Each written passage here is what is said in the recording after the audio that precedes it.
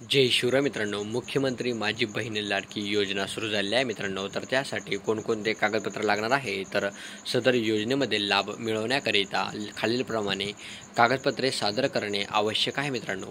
तर नंबर 1ला आहे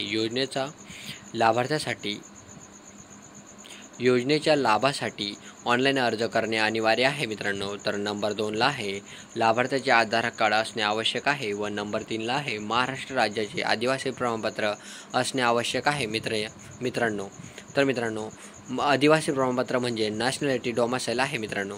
महाराष्ट्र राज्यातील जन्माचा दाखला असणे आवश्यक आहे व सक्षम प्राधिकारी यांच्या दिलेला कुटुंबाचा प्रमुखाचा उत्पन्नाचा दाखला असणे आवश्यक आहे मित्रांनो.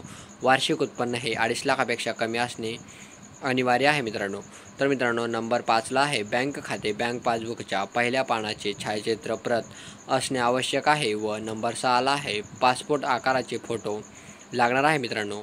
तर नंबर 7ला आहे रेशन कार्डची एक प्रत लागणार आहे मित्रांनो व नंबर 8ला आहे सदर योजनेच्या अटी शर्ती पालन करण्याबाबतचे हमीपत्र असणे आवश्यक आहे मित्रांनो. तर अशा प्रकारे हे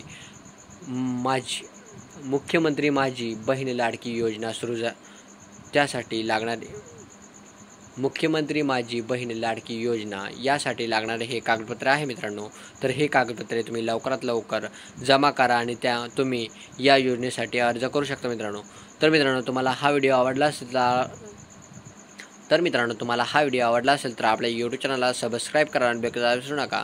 आणि हा व्हिडिओ जास्तीत जास्त मित्राला शेअर करा, म्हणजे ते पण या योजनेचा लाभ घेऊ शकतील मित्रांनो. चला तर मग भेटूया पुढील व्हिडिओमध्ये. जय हिंद, जय महाराष्ट्र.